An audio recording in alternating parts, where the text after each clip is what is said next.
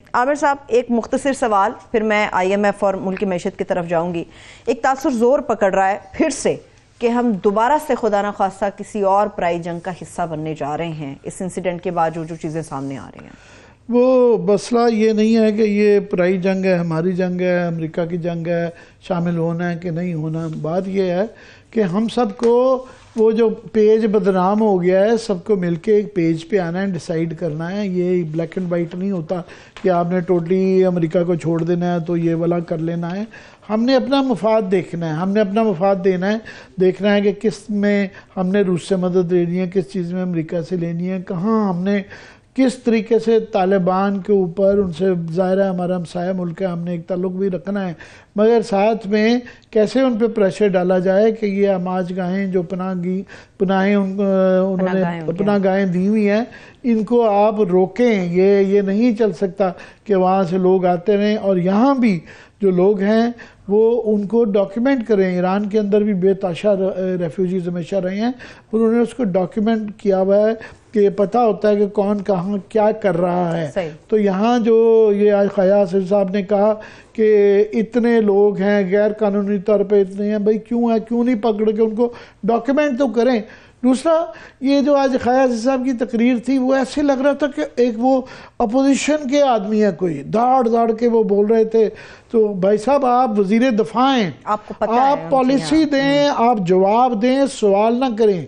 वो इस तरह उनको भूलते ही नहीं है, इनके अंदर से भी जा ही नहीं रहा कि इतना सा ये जो 4 साल अपोजिशन साल बदल गए, ख्वाजा साहब की तकरीर वही है, अभी वही तकरीर है जो कि ये अपोजिशन में करते थे। भाई साहब, अभी आप वजीर दिफा हैं, आप सारी जो फोर्सेस हैं उसकी नुमाइंदगी करते हैं, उसके एक किस्म के बॉस हैं, चाहे कार्रवाई के तौर पे बॉस है मगर बॉस हैं। सही, ठीक है। तो वो एक तो ये वो है, तो वो ये बैठे, मगर बैठने का भी ये है कि पहले जो अभी तो क्योंकि PTI पार्लियामेंट का हिस्सा नहीं है और बजट ठीक कह रहे थे कि ऑन बोर्ड उनको भी लाना पड़ेगा। ये अकेले जो उनको ब्रीफिंग देंगे कल नेशनल असम्बली में, सबसे पार्टी बड़ी मिसिंग है। तो ये जब तक सारे ऑन बोर्ड नहीं होंगे तो क्या वो होगा। मगर लास्टली ये हमारे पास पहले नेशनल एक्शन प्लान बना था, वो एक बड़ी मुफस्सिल डॉक्यूमेंट थी जो निसार के दौर में बनाई गई थी। उसमें तमाम लोगों ने साइन किया था। जिस तरह 1973 का आइन था, तकरीबन सारे लोगों ने उस पर भी साइन किया था। ये बड़ा रेयरली होता है कि उसमें कोई हमारे यहाँ इतना इस तरह का कंसेंसस हो। वो सारी ब्रीफिंग्स के बाद वो एक हो गया। वो दोबारा आपको करने की ज़रूरत नहीं है कि इस दफ़ा वो बताएंगे आगे कि अब क्या करना है। भाई आपको वो उसी को इम्प्लीमेंट कर लें, उसको नए हालात की रोशनी में ज़रा इम्प्रूव कर लें, उसको इम्प्लीमेंट करें। डॉक्यूमेंट्स तो बेताशा है, बात है विल की। आपकी जो है ना, वहाँ पे मर्जी क्या है, आप करना चाहते हैं कि नहीं करना चाहते हैं। और दूसरा, ये मल्टीपल पावर सेंटर ख़त्म कर लें, वंस फॉर ऑल फैसला कर ले कि जनाब ये किसने करना है। ये आया हुकूमत ने करना है कि वो जो रियासती वो बता रहे थे सैफ साहब कि वो तो कार्रवाई होती है और सूबे का तो मैं वैसे मुआवन ख़ुसूसी यहाँ पे हूँ, मगर मैं वफाकी रियासती इदारों का नुमाइंदा हूँ। तो ये फैसला कर लें। ऑफ कोर्स रियासत के तमाम इदारों की मुशावरत होती है, मगर ये हमारे साथ खेलना खेला जाए कि करता कोई है, इख्तियारात किसी के पास होते हैं तो नाम किसी और का होता है और वो एक दूसरे को ब्लेम कर रहे होते हैं। इन चीज़ों को, इन मामलात को जब तक हम हैंडल नहीं करेंगे, ये सारी 22 एजेंसियों को, मैंने कहा ना, होमलैंड सिक्योरिटी की तरह ये इकट्ठा करना पड़ेगा और बताना चाहिए कि ये आदमी है, ये सरकार का हिस्सा है जो कि रिस्पॉन्सिबल है और ये करेगा। ये नहीं कि फॉरेन ऑफिस कहता है अच्छा ये मीटिंग्स हो रही हैं, मुझे तो पता ही नहीं है। सही, ठीक है। ताज़ा खबर आ गई है, KP से 16 अप्रैल की तारीख अनाउंस हो गई है इलेक्शन के लिए। चले, अच्छी बात है। ये जो ताखीर की जा रही थी, ये गवर्नर साहब की तरफ से अगर आई है, जो कि प्रपोजल तो पहले भी आ गई थी, तो अच्छी बात है। अब उम्मीद करते हैं कि पंजाब से भी आए। ये बहस ये शक करना ही कि खुदा न खास्ता इस तरह के हरबे इस्तेमाल किए जा रहे हैं, कुछ लोगों ने गैर जिम्मेदार बयान दिया है, ये बड़ी ख़तरनाक चीज़ है। अब आ जाए साथ में एक और अच्छी खबर भी है, बुरी खबर भी है थोड़ी सी।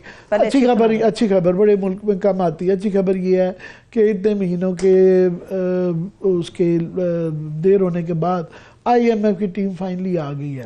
मगर वो देखिए, उनके सिर्फ आने से ही अदल में तो आप आने का क्या मतलब होता है, ये है कि हमारे जनाब कशकोल हमारे आदमी हमारी कोई मदद करें। मगर यहाँ पे जो खुशियाँ मनाई जा रही हैं कि एकदम से आपका स्टॉक एक्सचेंज इंडेक्स चला गया, $2 नीचे आ गया, तो वो इसलिए कि ये इस ताख़ीर की वजह से ये बहुत ज़्यादा जो नुकसान डॉलर का और बाकी चीज़ों का जो हो रहा था, स्टॉक एक्सचेंज की वैल्यू गिर रही थी, इनका आना ही बहुत ज़रूरी है। मगर आने के साथ जो उनकी अब शराइत हैं, ये क्वेश्चन आ जाता है पहला कि क्या ये उनकी शराइत, क्योंकि अभी IMF इन पर दोबारा चांस नहीं दे रहा, वो फौरी चीज़ें जो ऑलरेडी हो गई हैं, मज़ीद जो 2-4 चीज़ें करने जा रहे हैं जिसकी डिमांड है क्लियरली, वो कहते हैं अब करनी है। वो उसमें एक है कि आपने 600 अरब, पहले आ रहा था कि 170-200 अरब रुपए के टैक्सेस आ रहे थे, अब इशारे आ रहे हैं कि 600 अरब तक की उम्मीद है, पॉसिबिलिटी है, इम्कान है कि टैक्सेस लगाए जाएं। तो ये ऑलरेडी लोगों की कमर टूट गई भी है, तो ये 600 अरब रुपए के किधर देंगे। फिर इसमें है कि क्या ये 600 अरब रुपए के टैक्सेस जो हैं, इसमें से सब्सिडीज़ ये जो एलीट क्लास है वो देनी भी ज़रूरी है एक्सपोर्टर्स के लिए, ख़ास तौर पे कुछ जगहों पे चाहिए उनको कि उनको कोई रियायतें दें ताकि एक्सपोर्ट्स बढ़े। आपका बैलेंस ऑफ पेमेंट का प्रॉब्लम है, उसके लिए आपने 2-3 चीज़ें लाजमी करनी है। आप अपने गैर ज़रूरी इम्पोर्ट्स कम करनी है, एक्सपोर्ट्स बढ़ानी है और तरसीलात को इम्प्रूव करना है किसी तरीके से, तो ये चीज़ें करनी पड़ेंगी। मगर क्या इसमें से जो करेंगे तो ये जो कहाँ पे जाके ये टैक्सेस लगेंगे, किन तबकों पे लगाए जाएंगे, ये बड़ी इंपॉर्टेंट बात है। उसके बाद एक्सचेंज रेट का अभी देखना है कि 100 इस रेट के ऊपर जो है ना चले, उसकी वजह से तरसीलात हमें उम्मीद है कि शायद बेहतर हो जाए, कि एक्चुअल डिफरेंस तो कम से कम हुआ, मगर 270 रुपये पे डॉलर है, उसके जो महंगाई पे असरात हैं। और आगे सबसे बड़ा सवाल ये है कि ये आया इन पे IMF एतबार करेगी, क्या शराइत उनकी होंगी इनके अलावा, क्योंकि यहाँ पे सियासी हालात क्योंकि बड़े बेयकीनी के हैं, और हमारा एक तारीख रही हुई है रिसाक डार साहब की ख़ास तौर पे रही हुई है कि हम करवा लेते हैं, मगर जो ही इलेक्शन का टाइम आएगा ये मुकर जाते हैं, खिलाफ वर्जियाँ करते हैं। ये अभी क्योंकि पॉलिटिक्स में आगे इलेक्शन चलें, इनकी बात उनकी इमरान खान की माने तो वो 2-3 महीने में होगा, इनकी बात माने तो 6 महीने में होगा, मगर जो ही इलेक्शन का टाइम आना है तो जो भी करेगा उसकी सियासी मौत तो है, इंतखाबी मौत है। तो ये सोचा ये जा रहा है, और मैं नहीं कह रहा, ये IMF के जहन में भी होगा कि जनाब अभी ये वादे कर लेंगे कि हम ये 600 रुपये की टैक्स भी लगा देंगे, एक्सचेंज रेट को हम फ्री मार्केट बेस्ड कर देंगे, उसके बाद जो है इंपोर्ट्स को आने देंगे, और फिर ड्यूरेबल टैक्सेशन मेजर्स जो है ना, वो कह रहे हैं कि जो टैक्स लगाएंगे वो ऐसे नहीं पक्के होंगे वो जी। और फिर वो कह रहे हैं कि जनाब ये पावर के टैरिफ यानी बिजली और गैस के कीमत आपको बढ़ानी पड़ेगी।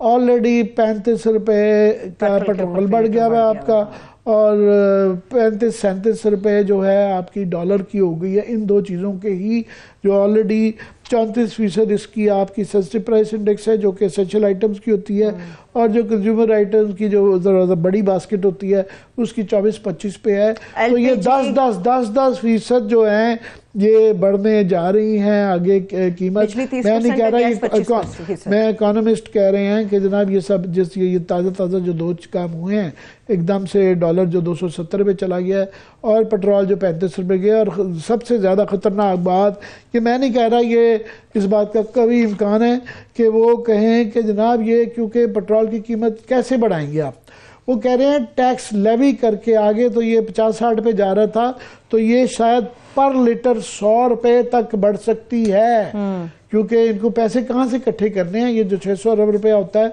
ये कहाँ से इकट्ठा करेंगे इतना, क्योंकि आसान काम नहीं होता कि आप ये GST लगाने में मुश्किल है। तो आपके लिए आसान तरीका है जी पेट्रोल की कीमत बना दो, तो एक दिन में पैसे इकट्ठे होने शुरू हो जाते हैं। तो ये 35 पे की और पूरे मुल्क की चीखें निकल गई हैं। तो अगर ये 100 अरब रुपए पे चला गया तो क्या हालात होंगे। LPG 1 किलो के पीछे 60 रुपए ऊपर चली गई है। 11 किलो का सिलेंडर आमिर साहब 703 से भी अबव है, जो एक्स्ट्रा पे करना पड़ेगा घरेलू सार्फिन को। अब आप क्या करें ना, आम आदमी का आप सोचें कि आम आदमी जो इस वक्त है उसको गैस घर में आ नहीं रही है, और जो अब बिल आ रहे हैं बहुत ज़्यादा है। बिजली कभी हमने नहीं था सर्दियों में सुनने का, और वो बिजली जो है आपकी सर्दियों में लोड शेडिंग हो रही है, ब्रेक डाउन हो रहे हैं, क्योंकि आपके पास पेट्रोल खरीदने के पैसे नहीं हैं, तो आप इसलिए और यही कर रहे हैं कि फ्यूल मंगवा ही नहीं रहे हैं कि पैसे कितने का नहीं है। दो हफ्ते के आपके रिजर्व्स रह गए हैं, $3.1 बिलियन पे आ गए हैं, 2 हफ्ते के रिजर्व्स हैं। और ये रशिया के पास उस वक्त गए हैं, टू लेट वाली बात है कि ऐसे 8 माह पहले नहीं गए कि जब वो 1/3 पे आपको पेट्रोल देने के लिए तैयार था और पॉसिबिलिटी थी कि आप रूबल और युआन्स के अंदर ले सकते थे। 8 माह बाद गए हैं जबकि कोई इतना ज़्यादा फ़ायदा नहीं है, और उस वक्त गए हैं जबकि मुल्क के अंदर उनकी ज़्यादा ज़रूरत है। तो वो बताया जाता है कि बिलावल साहब अपनी टिकट कर चुके वो जाते हैं, और बहरहाल वो जो जहाज जिस पे जाते हैं वो सरकारी जहाज पे जाता है। फिर उसके बाद वो जो पूरी टीम जाती है वो भी अपनी टिकट जेब से खर्चते हैं। वो ये बहरहाल खर्चे हो रहे हैं। और क्यों, इस वक्त क्या हैसियत क्या है पाकिस्तान उस वक्त जब आपकी कोई वैल्यू होती है? सबको पता है आपका इकोनॉमिक क्राइसिस चल रहा है, पोलिटिकल क्राइसिस चल रहा है, सिक्योरिटी क्राइसिस चल रहा है। तो इस वक्त जाके कौन हमारे से सीरियसली बात करने का? पहले आपने अपना हाउस इन ऑर्डर करना होता है, अपनी कोई वैल्यू बढ़ानी होती है।